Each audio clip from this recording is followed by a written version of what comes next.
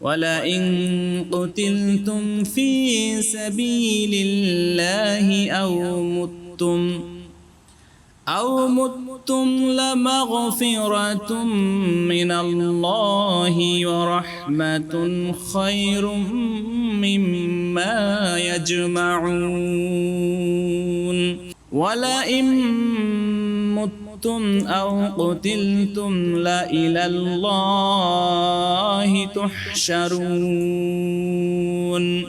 فبما رحمة من الله لنت لهم